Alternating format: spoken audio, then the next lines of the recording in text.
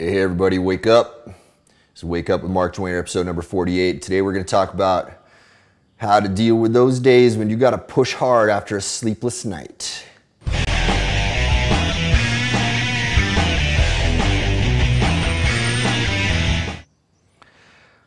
All right, so tell you a little story first. So yesterday, Thomas Engberts came over, and because I was feeling a little bit stronger than I was the day before, travel always messes me up a little bit. So, we didn't work as hard for a couple days there. And then yesterday, boom, I was feeling strong again. So he comes in and, kicks me in the ass. And my plan was to get a super good night's sleep after that, of course.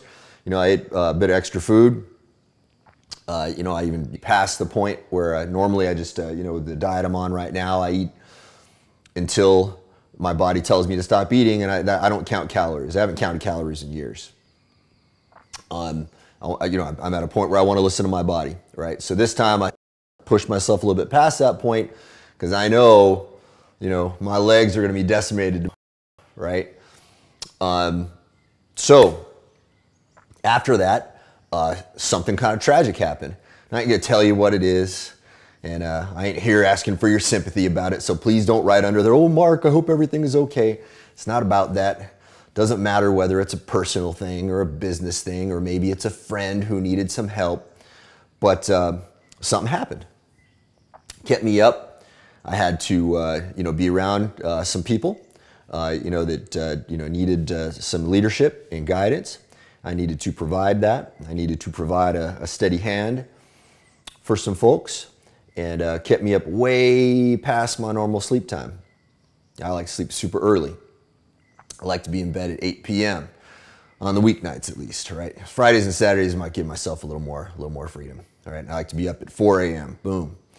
So I'm knocking some work out. Went up way past that, having to deal with this. It happens, right? You got to deal with it. I ain't special. This happens to y'all too, right? It happens to all of us. Nothing is static, right? We're either moving forward or backwards. Everything's constantly changing. This is how it shows up all the time, and it often surprises you. It often gut punches you. You got to be ready for that.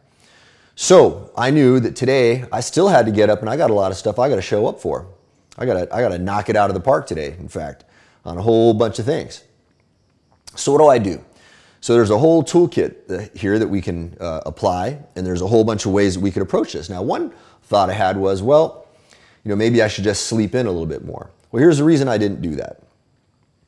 Because I've been speaking about this, a few times. I get up and I do this morning routine where I do my Wim Hof breathing and a number of other things and some movement practices and some other breathing practices as I watch the sunrise. I do that every morning. I learned about that from Dr. Jack Kruse, who's a really interesting iconoclastic force in the biohacking and alternative medicine community right now. Now, he cites a lot of research that shows that morning sunlight affects your melatonin production, it affects your dopamine production. This is why I started incorporating that ritual into my day, and it definitely improved my mood, improved my sleep, it has improved everything in my life in a lot of ways. And that's, remember, that's a whole part of whole other bunch of things I do. I do my little calendar that brainwashes you. I do some things called animal flows. Of course, in Simpleology, I do start my day to make sure that my day is organized and clear about what I need to focus on, because I don't have time to be mucking around. I got to get super clear on what needs to get done. Big part of what Simpleology does for you. It's why I do it every day myself, of course. Okay, so that's why I didn't sleep in. But here's the thing, there's going to be a cost, right? There is a biological cost. Everything has a trade-off. Everything in life is context dependent, and everything in life has a trade-off, does it not? So I did not get enough sleep. I did not allow myself to sleep in, but I still got to knock it out of the park. So what am I going to do? Well, the first thing is, a buddy of mine who studies kendo talked to me about this principle where kendo masters sort of they revere this notion of remaining still and calm right up until the moment where you got to strike, right? So they conserve their energy, they remain calm until the moment where they have to be explosive, right? So I have to use a similar sensibility. I have to think of that metaphorically throughout the day, right? So I need to conserve my energy. I need to make sure that I'm not, overly exerting my aggression unnecessarily in certain places. And I do need to be a little bit gentler with my body, right? Now this is funny, after, yesterday giving a long talk about, the virtues of endeavoring to become an alpha male, right? And how I think men, might want to consider that for a various number of reasons. Well, in the grand Taoist scheme of things, there is the yin and the yang. Every man must also embrace the yin inside of him. One way that you do that is that you have to be aware of the times when you need to be gentler on yourself, right? You need to have practices in your life that, bring some restoration into you. If you are not getting sufficient sleep, if you are not working on your mind, if you're not, calm, if you are overly stressed, these things are going to show up in the form of illness, for sure, right? So I got to be super careful because, kicked my butt yesterday, so already I'm under a big load, right? Biologically, my body is demanding certain things of me that I did not give it, right? So less sleep, still got to knock it out of the park today. So throughout the day, I'm going to be thinking like that. I'll probably be taking, little tiny breaks throughout work to make sure that my body is nice and smooth, make sure that all my other habits are lined up nice and correctly. By the way, quick interjection here. Another reason I didn't sleep in, when you sleep in, it's harder to sleep that night, isn't it? Because we're up, we pushed our biological clock a little bit forward, getting to sleep on time, that next night's harder. So I had to watch that too. But I will give myself some moments of rest, throughout the day.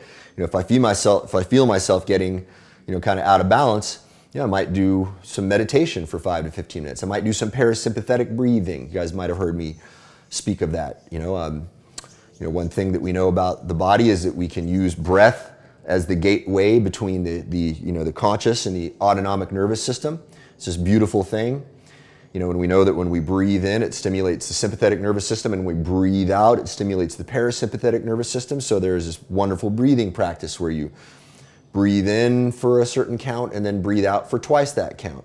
4-8 is the most common combination. Automatically calms your body. So throughout the day, I will give myself some, parasympathetic nervous system breaks like that to sort of, give my body some rest. Not a bad idea to do that throughout the day anyway, right? Depending on what your day looks like, what your age is. And by the way, if you're a younger person, you can get away with this. You might be waking up and slamming some Red Bulls or whatever chemical stuff you want to do to keep yourself alert. At my age, I got to be a little bit more careful about that. When you're at 50, the stimulants inside my body are not necessarily the right answer, right? So I'm not going to be trying to go find, any kind of approach like that. Also, when you take stimulants, you don't allow your body, to adapt to the natural ebb and flow of the yin and the yang, right? You're not going to be able to have those moments where you're up and then you allow yourself to be down for a minute to recover and then, fluctuate. Instead, what you're going to be is on, and then you're going to crash, right? This is what happens when we drink coffee and we drink Monster, Red Bull, any of that stuff, right? Any of those, stimulant-based approaches to these things. So not going to do that. Instead, I will, muster up, I will generate the energy that I need, through, whatever way I need to do it. If I'm not awake enough, but I got to be alert for something, and I got to be on, I'm going to use my physiology and my attitude, right? We know that if we change our facial expressions, we change the way we move, we change our moods, right? There's another beautiful way that we can hack ourselves that most people are not aware of. They don't know the power of breath. They don't know the power of physiology. They don't know the power of how much control you have over your own moods, right? But y'all are learning that, right? It gives you a tremendous amount of power. It gives you flexibility. It gives you a toolkit. Kind of gives you superpowers in a way, if you think about it. It gives you a huge advantage over people who don't know these things. Now, the other thing I'm going to do is I'm probably going to do a whole bunch of extra rounds of Wim Hof throughout the day. Why? Because we know one of the things that Wim Hof has gifted the world with his fantastic demonstrations and his practices is that he took himself and some of his acolytes into the lab so that he could prove scientifically that he is not just an N=1 study. He is not a freak of nature. that he can actually transfer these skills to people. He got his acolytes in there, and what did they do? They had them, doing their Wim Hof breathing, and they injected them with the toxin that is created by the Ebola virus. Their physiological response was radically different from normal humans. They neutralized those toxins very, very quickly. I know that my immune system is going to be a little bit weaker today because I got less sleep. So extra Wim Hof is going to give me a little bit of, immune system oomph, right? It's going to give me a little extra kick. All right, so guys, we're never going to not have the days like this, and they're going to come and they're going to sucker punch you at the worst possible time. After getting my butt kicked hard yesterday, man, we had it was I got to tell you, my legs were wobbly, and we were both laughing, and he was like, "Yeah, you're going to have DOMS tomorrow. DOMS is delayed onset muscle soreness." Yeah, and I was like, "Yeah, I know, I know, I love it. I don't mind it, right?" But that's it's a sign that you've worked out hard. Plus, on top of that, I have all this other stuff that I got to take care of, right? So boom, sucker punched. What do I do? What do I do? Am I going to, crawl up into a little ball and cry? Am I going to go, nothing wrong with that, by the way. If you got to cry, sometimes it's cathartic, getting some tears out of you. Nothing wrong with that at all, right? As long as you don't make that the habit, as long as that's not your constant reaction to everything, that's a problem, right? But from time to time, a little bit of cathartic cry is not going to hurt you, probably pretty good for you, right? But what I ain't going to do is I ain't going to avoid, right? I'm not out, and I'm not going to try to find avoidance behaviors to avoid the things that I got to take care of, right? I could go, man, maybe I should just sit in bed all day and binge watch some stuff and cram some junk food in my face because I need it. I deserve it, right? It's the kind of lies we tell ourselves, isn't it? That stuff ain't doing you any good. That ain't helping you recover. You think sitting in bed watching, binge watching something is helping you become a better person? No, man, it's messing up your body. You're sitting there still for the longest time, first off, right? You're not stimulating your lymphatic system. As the great Paul Chek says, the lymphatic system does not have a pump. You must pump it through movement, right? And then you think adding on top of that, cramming in a whole bunch of junk food, and cramming in a bunch of probably wrong ideas on the screen into your mind. You think that whole gestalt of wrong ideas is going to help you? Somehow we say, "Oh, that's my day where I can recover. That's how I nurture myself. That's me, That's a me day, right?" That ain't a me day, man. That's a you messing up your body day is what that is. I mean, look, I ain't gonna judge. It's not like I haven't had those days. I've had plenty of them, but I've had enough of them to know that they aren't what we think they are. They're not recovery days, right? Good recovery day is an active recovery day, where you are being a little bit gentler with your body. You make sure that you get enough sleep.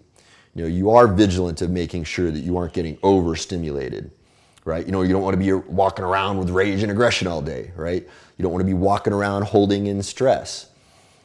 It's up to me, especially as a leader, to demonstrate to people that you can remain calm under pressure, right? And that is a healthier, more effective way. Yes, there are moments like the kendo master where you must strike with intensity and fierceness, but conserve that energy and do those things in the moments that are needed, not too much.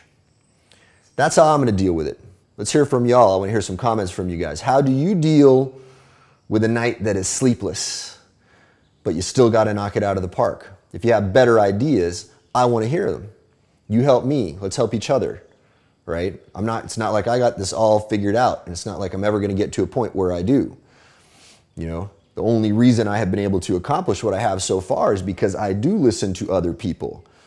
I do attempt every day to fight that battle of shutting down the ego and knowing that I don't have all the answers and I can listen, while still maintaining, enough personal sovereignty to know that when bad ideas come in, I will reject that. Maybe some of y'all are going to have some advice that you share on this post, wherever it is, on Facebook or YouTube or wherever we're streaming it now. We're streaming it at a bunch of places. Maybe some of the things that you say will be useful. Maybe some of them won't. I can't give up that responsibility either. Shutting down the ego doesn't mean you shut down the gatekeeper, right? Doesn't mean you shut down your responsibility of having to be a big boy, a big girl, and make big boy and big girl decisions for yourself and take responsibility for whatever happens in your life.